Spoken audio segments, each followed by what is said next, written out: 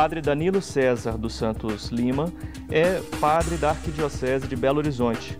Mestre em liturgia, Padre Danilo César fez uma pesquisa no Pontifício Instituto Litúrgico Santo Anselmo, em Roma, sobre a sacramentalidade e o caráter celebrativo do ofício divino das comunidades no Brasil. No Religário de hoje, Padre Danilo César vai comentar sobre o sentido da oração para a experiência religiosa.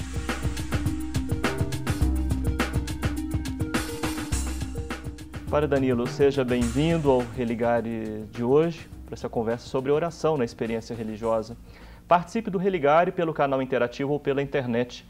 Ligue para a nossa equipe discando 31 3209 0122. Na internet, acesse tvhorizonte.com.br/religare. E em nossa página você pode rever o Religário, acessar o blog e nos encontrar nas redes sociais. Padre Danilo, qual é o papel da oração nas experiências religiosas? Eu diria que a oração é, nas experiências religiosas, o elemento fundamental de qualquer experiência religiosa. E a oração manifesta uma característica humana que eu considero importante. O homem é capaz de Deus, e essa capacidade o faz, então, entrar em contato ou buscar esse ser transcendente, que é Deus, né, que é a fonte da vida, no qual ele encontra a sua plenitude. Então, o ser humano, como ser finito, contingente, vai encontrar em Deus essa plenitude. A oração o transporta, é o caminho que o conduz a Deus e que o conduz a realizar essa experiência religiosa. Então, eu diria que o fundamento de qualquer religião é a oração. Sim. O que é que busca o crente na oração? Você dizia, né? Busca o ser humano como capaz de Deus, ele busca o transcendente. Sim.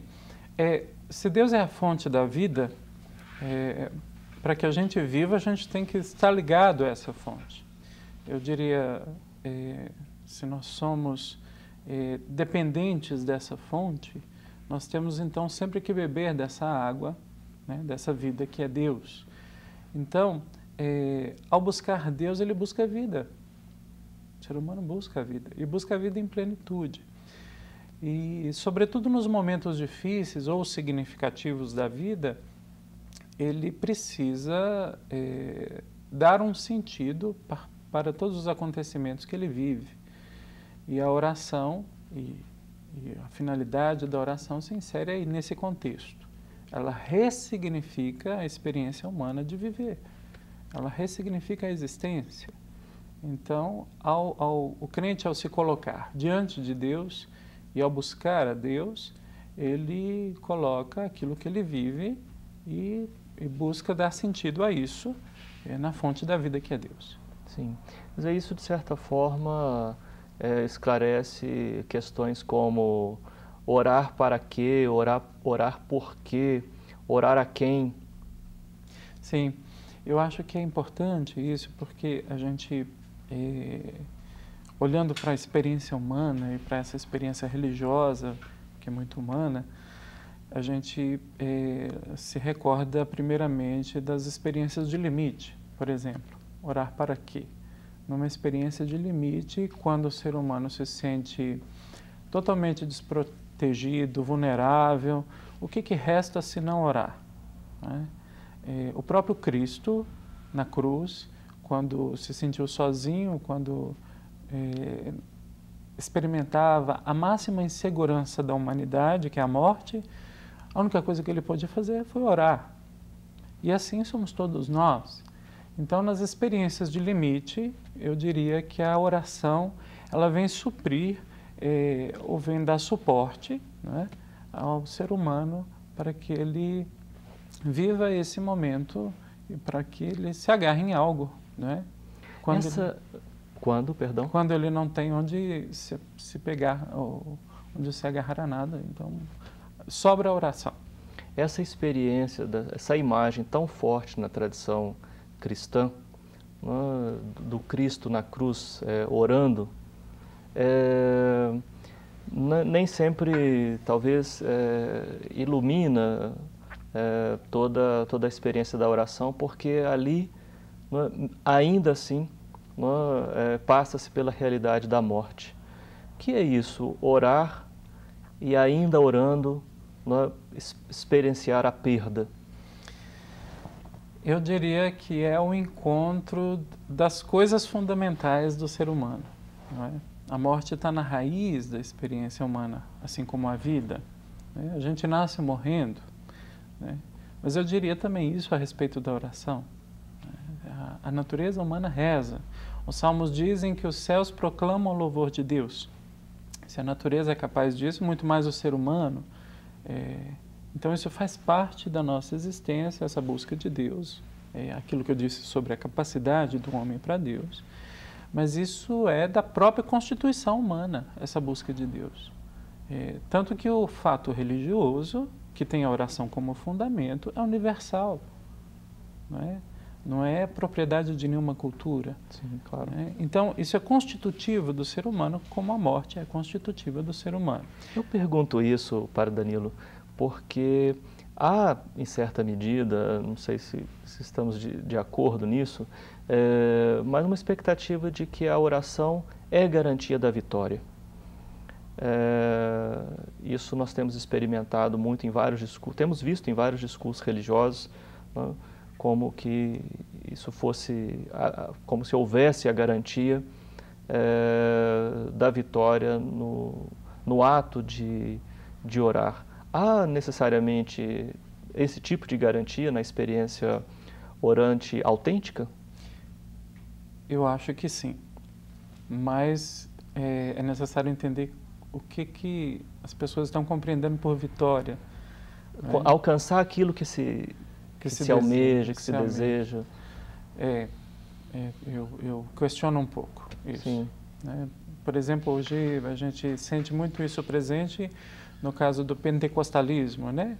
Onde muitas promessas são feitas, ou até mesmo do catolicismo popular, que busca, através das promessas, alcançar a realização de alguma graça, de alguma necessidade que a pessoa tem.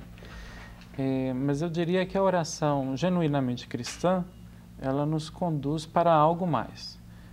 Nos conduz a assumir a experiência humana e vivê-la à luz da fé.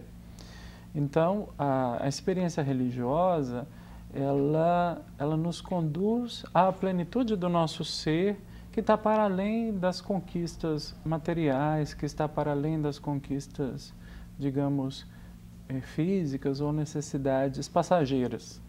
Também inclui isso, certamente, mas ela deve nos transportar a algo mais. E nos transporta a algo mais. Eu diria que seria limitar a força da oração a algo que o ser humano não se encontra ou não se realiza plenamente. Sim. Eu tenho muito presente o pensamento de Andrés Torres Queiruga sobre a oração de Sim. petição, nem sempre bem compreendido em sua teologia sobre esse tema da oração. E se eu entendi bem o que disse Queiruga, a oração não é tanto um pedir e um deixar que o outro resolva, porque isso pode não acontecer, mas um colocar-se à disposição para experimentar a realidade da vida. Isso, então, reconfigura o papel da oração na vida religiosa. Eu estou plenamente de acordo. Eu acho que a oração tem esse papel. Ou seja, ela ressignifica a vida.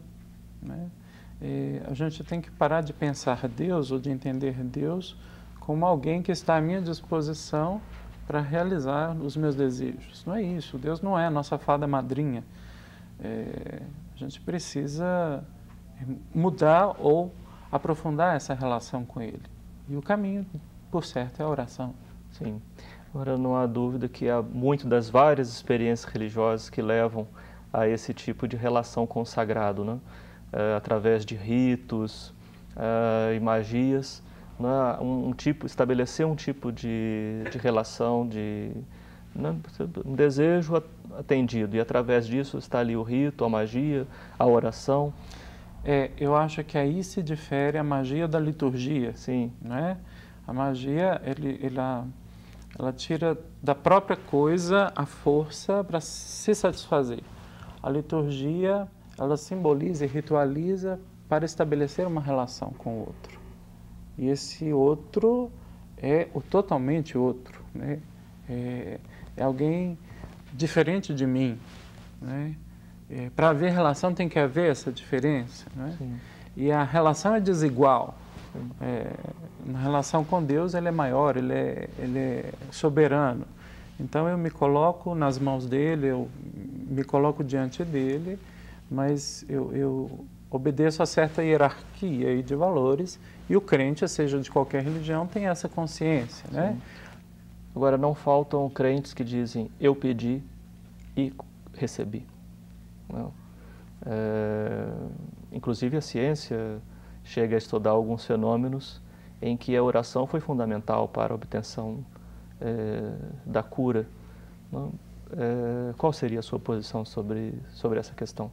Você está se referindo certamente à questão da medicina, dos processos terapêuticos? Sim. E pessoas que em alguma dificuldade, não é? Apesar disso que a gente está colocando aqui um sentido mais amplo da oração, não é? O próprio sentido da liturgia em sua distinção a magias, etc., que há pessoas que de fato passam por essa experiência e a própria medicina, a ciência diz, bom, isso foi fundamental, algo aconteceu aqui que eu não sei dizer o que foi.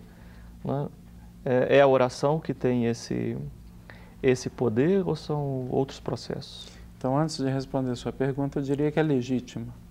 Né? Eu não sou contra que as pessoas peçam e que recebam o que desejam. Vamos fazer uma coisa, esse tema é muito complexo, vamos continuar no segundo bloco para a gente falar sobre isso. O lugar da oração na experiência religiosa é o assunto do Religário de hoje. Nós vamos para um breve intervalo e voltamos já.